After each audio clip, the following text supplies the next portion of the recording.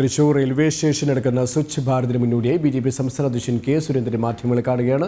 തത്സമയം ദേശീയ ജനാധിപത്യ സഖ്യത്തിന് ഭാരതീയ ജനതാ പാർട്ടിക്ക് ലഭിച്ചുകൊണ്ടിരിക്കുന്നത് ഇന്നലെ വൈദികരടക്കം നിരവധി ആളുകൾ പത്തനംതിട്ടയിൽ ഭാരതീയ ജനതാ പാർട്ടിയിൽ ചേർന്നു. വളരെ വലിയ അസ്വസ്ഥതയോടുകൂടിയാണ്, അസഹിഷ്ണുതയോടുകൂടിയാണ് കോൺഗ്രസും CPM-ഉം അവരോട് പെരുമാറുന്നത്. ഭാരതീയ ജനതാ പാർട്ടിയുമായിട്ട് സഹകരിക്കാൻ തയ്യാറായിട്ടുള്ള മതന്യൂനപക്ഷങ്ങളെ പലയിടത്തും ഭീഷണിപ്പെടുത്തുന്ന നിലപാടാണ് കാണുന്നത്. ഇന്നലെ പത്തനംതിട്ടയിൽ ഭാരതീയ ജനതാ പാർട്ടിയിൽ ചേർന്ന വൈദികനെയും അതുപോലെ തന്നെ അനുഗ്രഹ പ്രഭാഷണം നടത്തിയ മുതിർന്ന പിതാക്കന്മാരെയും എല്ലാം വളരെ വലിയ തോതിൽ ആക്ഷേപിക്കുന്ന ഒരു സമീപനമാണ് കാണുന്നത്. ഭാരതീയ ജനതാ പാർട്ടിയോട് ഒരിക്കലും മതന്യൂനപക്ഷങ്ങളും പാർശ്വവൽക്കരിക്കപ്പെട്ട ജനവിഭാഗങ്ങളും അടുക്കാൻ പാടില്ല എന്നുള്ള ഒരു വാശിയോടുകൂടി സംസ്ഥാനത്തെ ഭരിക്കുന്ന കക്ഷിയും പ്രധാന പ്രതിപക്ഷമായിട്ടുള്ള കോൺഗ്രസും തെറ്റായ സമീപനങ്ങൾ പുലർത്തുകയാണ്. ഇതിനെല്ലാം അതിജീവിച്ച് പാർശ്വവൽക്കരിക്കപ്പെട്ട ജനവിഭാഗങ്ങൾ, മതന്യൂനപക്ഷങ്ങൾ, പട്ടികജാതി പട്ടികവർഗ വിഭാഗത്തിൽപ്പെട്ടവരെല്ലാവരും ഭാരതീയ ജനതാ പാർട്ടിയെ സ്വീകരിച്ച് മുന്നോട്ട് വരികയാണ്. പ്രധാനമന്ത്രി ശ്രീ നരേന്ദ്രമോദിജിയുടെ തൃശൂർ സന്ദർശനം കേരളത്തിൻ്റെ രാഷ്ട്രീയ ചരിത്രത്തിൽ തന്നെ വലിയൊരു വഴിത്തിരിവായി മാറും. പ്രമുഖരായിട്ടുള്ള മഹിളാ ഐക്കോൺസാണ് ഈ ഒരു സമ്മേളനത്തിൽ പങ്കെടുക്കുന്നത്. ചലച്ചിത്ര താരം ശോഭന, തെന്നിന്ത്യയിലെ ഏറ്റവും പ്രസിദ്ധയായിട്ടുള്ള ചലച്ചിത്ര നടിയും നർത്തകയും, നിരവധി അവാർഡുകൾ, ദേശീയ അവാർഡുകൾ കരസ്ഥമാക്കിയിട്ടുള്ള ശോഭന പങ്കെടുക്കുന്നുണ്ട്. ഇന്ത്യൻ വനിതാ ക്രിക്കറ്റ് ടീം ക്യാപ്റ്റൻ മിന്നുമണി ഈ സമ്മേളനത്തിൽ പങ്കെടുക്കുന്നുണ്ട്.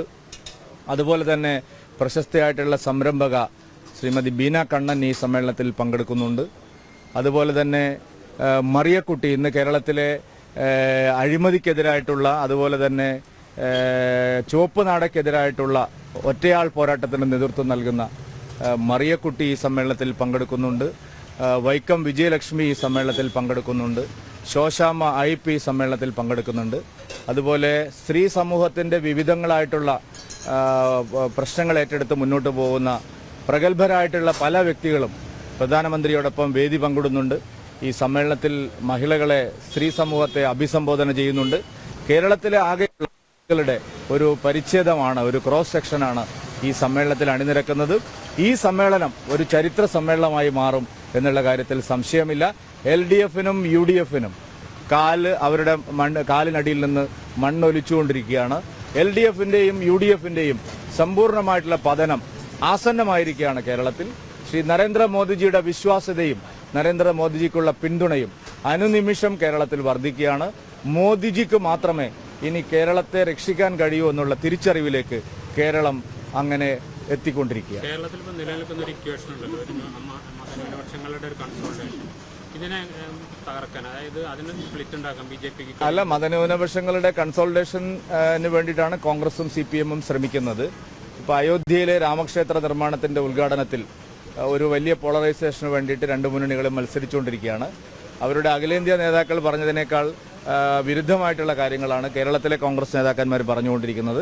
പക്ഷേ മതന്യൂനപക്ഷങ്ങൾ ആ കാര്യമൊന്നും, അവർക്ക് ഈ മതപരമായിട്ടുള്ള ധ്രുവീകരണത്തെക്കാൾ കേരളത്തിലെ മതന്യൂനപക്ഷങ്ങൾക്ക് ആവശ്യം വികസനമാണ്, പുരോഗതിയാണ്.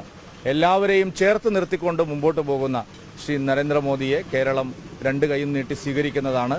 ഇവിടെ വർഗീയ രാഷ്ട്രീയം, വോട്ട് ബാങ്ക് രാഷ്ട്രീയം, കഴിഞ്ഞ 7 പതിറ്റാണ്ടായി തുടരുന്ന വോട്ട് ബാങ്ക് രാഷ്ട്രീയത്തിന് ഇനി അധികം ആയുസില്ല എന്നുള്ളതാണ് കേരളത്തിലെ സാധാരണ ജനങ്ങൾക്കിടയിൽ നിന്ന് ലഭിച്ചുകൊണ്ടിരിക്കുന്ന പ്രതികരണം വ്യക്തമാക്കുന്നത്. കേരളത്തിൽ ഇത്തവണ ലോക്സഭാ തെരഞ്ഞെടുപ്പിൽ പൊതുവെ സ്ഥിരം ആളുകളിൽ നിന്നപ്പുറത്തേക്ക് പൊതു മണ്ഡലങ്ങളിൽ നിന്നുള്ള ആളുകളുടെ സാന്നിധ്യം, പ്രഗത്ഭരായിട്ടുള്ള സ്ഥാനാർത്ഥികൾ ഉണ്ടാകും. BJP-ക്ക് അകത്തുള്ള പ്രഗത്ഭരായിട്ടുള്ള നേതാക്കൾ മത്സരിക്കും, പുറത്തുള്ള പ്രഗത്ഭരായിട്ടുള്ള നേതാക്കളും ഈ തെരഞ്ഞെടുപ്പിൽ മത്സരിക്കും.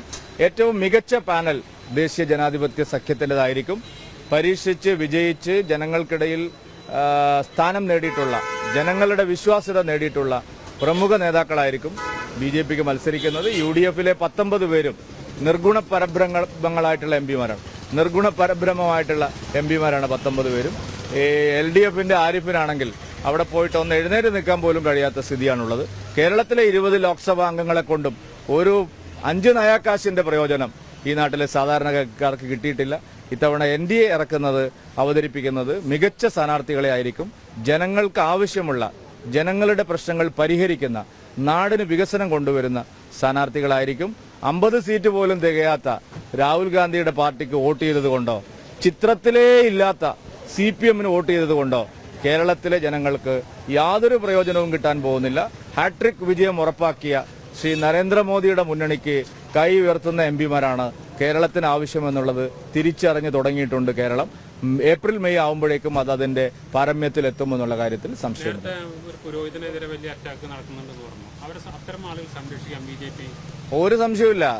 മതപുരോഹിതന്മാരുൾപ്പെടെ ആര് BJP-യിൽ ചേർന്നാലും അവരെ സമ്പൂർണ്ണമായിട്ട് സംരക്ഷിക്കും.